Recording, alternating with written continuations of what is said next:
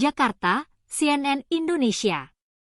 Pelatih Timnas Indonesia Shin Tae-yong bakal jadi sosok yang sangat sibuk di 2023 mendatang seiring sejumlah agenda besar yang harus dia hadapi. Keberhasilan Shin Tae-yong membawa Timnas Indonesia U20 lolos ke Piala Asia U20 berarti membuat pelatih Korea Selatan itu punya agenda besar tambahan di 2023. Mantan pelatih Timnas Korea Selatan itu pun bakal makin sibuk. Sejak penghujung tahun ini hingga pertengahan Januari 2023, Shin Tae-yong bakal menemani Timnas Indonesia untuk berlaga di Piala AFF 2022. Mimpi jadi juara Piala AFF yang sejauh ini belum terwujud bakal kembali jadi misi utama Shin Tae-yong di awal tahun. Advertisement. Scroll to resume content. Setelah sibuk di awal tahun dengan Timnas Senior, Shin Tae-yong tidak akan punya banyak waktu untuk bersantai. Ia bakal dinanti oleh persiapan Piala Asia U20. Shin Tae-yong harus meramu tim dan memantau pemain-pemain muda potensial yang bisa jadi anggota skuad Garuda Muda untuk bertarung di Uzbekistan. Piala Asia U20 akan berlangsung pada 1 hingga 18 Maret mendatang. Persiapan menuju Piala Asia U20 sendiri sejalan dengan persiapan Shin Tae-yong meramu tim untuk Piala Dunia U20. Indonesia jadi tuan rumah Piala Dunia U20 dan ajang ini adalah salah satu alasan Shin Tae-yong didatangkan oleh PSSI ke Indonesia. Dengan penampilan Timnas Indonesia di Piala Asia U20, Shin Tae-yong bakal punya laga-laga berkualitas untuk melihat kekuatan dan kelemahan skuad Garuda Asia. Ia pun bisa melakukan pembenahan sebelum Piala Dunia U20. Selepas Piala Asia U20, Shin Tae-yong bakal memimpin Indonesia di Piala Dunia U20. Sebagai tuan rumah, Indonesia diharapkan tidak hanya sekadar tim pelengkap turnamen. Turnamen Piala Dunia U20 akan berlangsung di Indonesia pada 20 Mei hingga 11 Juni mendatang. Nama Shin Tae-yong bakal makin berkibar di kalangan penggemar sepak bola di Indonesia. Setelah Piala Dunia U20 selesai, Shin Tae-yong harus memimpin Timnas Indonesia untuk berlaga di Piala Asia. Setelah terakhir kali tampil di edisi 2007, Indonesia kembali bisa berlaga di Piala Asia edisi 2023 mendatang. Persiapan menuju Piala Asia ini tentu juga harus mulai dilakukan seiring persiapan Shin Tae-yong membentuk Timnas Indonesia U20. Dengan demikian, di paruh awal tahun, Shin Tae-yong bakal sibuk memimpin 2 pemusatan latihan sekaligus. Piala Asia akan berlangsung pada 16 Juni hingga 16 Juli. Sejauh ini tuan rumah turnamen tersebut belum diputuskan. Gambas video CNN. Peter Erhaer. Persib versus Persija. Rasanya sudah tak sabar lagi ingin melihat debut kedua pelatih top Eropa dalam duel super big match El Clasico Indonesia antara Persib Bandung versus Persija Jakarta. Dalam duel kali ini adu taktik dan strategi sangat-sangat dinantikan oleh para supporter Indonesia. Meskipun dalam keadaan yang berbeda tapi kedua pelatih tersebut sudah mencatatkan rekor kemenangan beruntun. Dalam laga kali ini Persija Jakarta sangat diuntungkan dengan komposisi pemain yang murni pilihan dari sang juru taktik Babeh Dol sedangkan Persib Bandung Luis Milla harus putar otak untuk meracik dan membangun kekuatan dengan materi yang ada peninggalan Abah Robert. Akankah Persib Bandung mampu memperpanjang kemenangan beruntun? Atau malah sebaliknya Persija yang akan memperpanjang rekor kemenangannya dan memuncaki tabel klasemen sementara Liga 1? Tapi apapun hasilnya nanti kita segi bobotoh harus selalu mendukung dan terus memberikan semangat kepada skuad Persib Bandung, siap kalah dan siap untuk menyambut kemenangan. Dan diharapkan dalam laga ini kedua tim mampu memberikan permainan YG cantik dan menarik. Kalah menang hal yang biasa yang luar biasa jika bobotoh dan The Jakmania satu tribun bergandengan tangan. Karena itulah kemenangan yang sesungguhnya hati biru.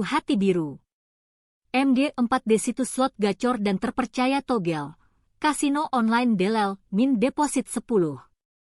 000, min withdraw 50. 000 promo bonus member baru, promo melimpah online 24 jam, menang berapapun kami bayar. Link daftar login, https://nap. Link info Persib Gacor. Media Malaysia kecam kegagalan Harimau Malaya ke Piala Asia U20, CNN Indonesia Jakarta, CNN Indonesia. Media Malaysia, Makan Bola menyoroti soal kegagalan tim Harimau Muda lolos ke Piala Asia U20 2023. Dikutip dari Makan Bola, kegagalan Malaysia U20 lolos ke Piala Asia U20 tahun depan jelas memunculkan 1000 persoalan. Kegagalan pasukan Malaysia U19 untuk lolos ke Piala Asia bawah U20 tahun depan jelas sekali memunculkan 1000 persoalan, tulis Makan Bola dalam artikel berita dengan judul Sasaran Melangit, persiapan Malaysia U19 dipersoalkan pada Senin 19 September. Advertisement. Scroll to resume konten. Bagaimana tidak, target yang dipatok Persatuan Sepak Bola Malaysia, FAM, ke skuad asuhan Hasan Sazali Waras ini ternyata tinggi yaitu lolos ke Piala Dunia U20, tulis Makan Bola menambahkan. Ambisi Malaysia untuk lolos ke Piala Asia U20 pupus lantaran tim Harimau Malaya hanya mampu finish di peringkat ketiga grup F kualifikasi Piala Asia U20 2023. Secara otomatis Malaysia juga gagal lolos ke Piala Dunia U20 2023 yang akan diselenggarakan di Indonesia karena Piala Asia U20 sekaligus menjadi ajang kualifikasi untuk Piala Dunia U20. Gambas video CNN. Semua target tidak menjadi kenyataan karena skuad negara hanya mampu meraih 4 poin saja. Selepas gagal lolos ke Piala Asia U20, para pendukung kini mempersoalkan persiapan tim yang ala kadarnya, tulis Makan Bola. Mereka hanya menjalani satu pertandingan uji coba saja sebelum tampil di grup F kualifikasi Piala Asia U20 2023 yang berlangsung di Mongolia yaitu beruji coba melawan skuad proyek FAM MSN, tulis Makan Bola menambahkan. Dari 3 pertandingan grup E kualifikasi Piala Asia U20 2023, tim jawara Piala AFF U19 2022 ini meraih 1 kemenangan, 1 hasil imbang, dan 1 kekalahan. Di laga perdana Malaysia imbang 1-1 lawan Mongolia. Kemudian Harimau Muda menang 3-0 atas Sri Lanka. Sedangkan pada laga terakhir Malaysia dibantai 2-6 Korea Selatan. RHR-PTR. Gambas video CNN. Rekap hasil dan klasemen Liga 2, Persipura tekuk Deltras, PSMS Medan kalahkan Sriwijaya FC Tempo. 2022-09-18 pukul 19.31. Ikuti. Tempo. Jakarta, Persipura Jayapura kian kokoh di puncak klasemen sementara Liga 2 Indonesia Grup Timur setelah mengalahkan Delta Sidoarjo 1-0 di Stadion Lukas NMB, Sentani, Kabupaten Jayapura, Papua, Minggu. Pemain sayap Ramai Rumakiek menjadi pencetak gol semata wayang di pertandingan tersebut. Hasil itu membuat Persipura Jayapura mengoleksi 9 poin di puncak klasemen unggul 3 poin antara Deltras dan Putra Delta Sidoarjo. Hasil di Stadion Lukas NMB menjadi kemenangan beruntun pertama yang bisa dibukukan oleh tim besutan Ricky Nelson tersebut dalam Liga 2 musim ini. Kami bersyukur bisa mendapat 3 poin sehingga kami tetap berada di puncak klasemen, kata Ricky dalam jumpa pers selepas pertandingan. Kendati demikian juru taktik asal Kupang, Nusa Tenggara Timur itu mengungkapkan ada beberapa catatan yang akan dibenahi untuk pertandingan selanjutnya.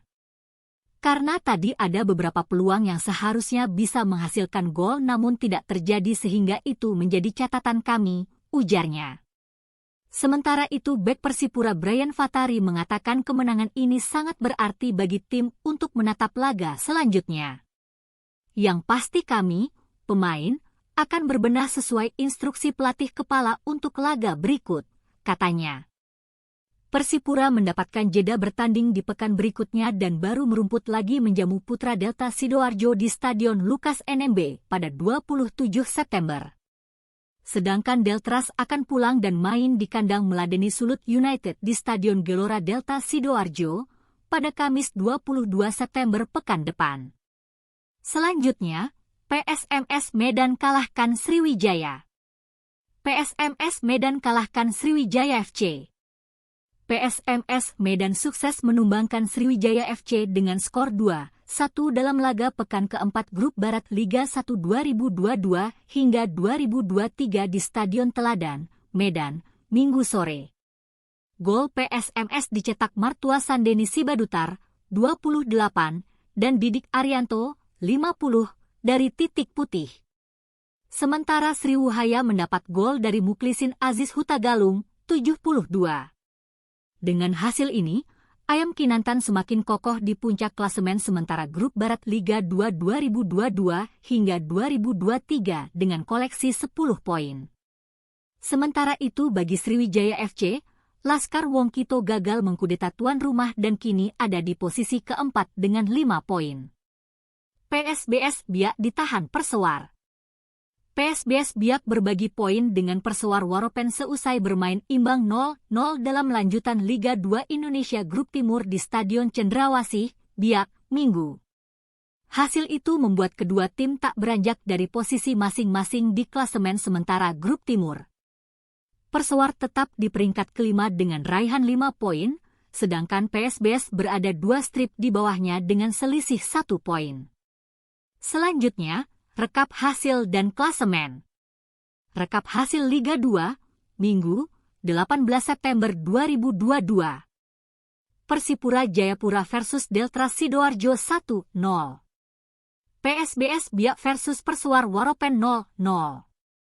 Perserang-serang versus PSKC Cimahi 0-1. Persipa Pati versus Persijap Jepara 2-2. PSMS Medan versus Sriwijaya FC 2-1. PSDS Deli Serdang versus PSPS Riau 2-1. Klasemen Liga 2. Antara skor. ID. Lihat artikel asli.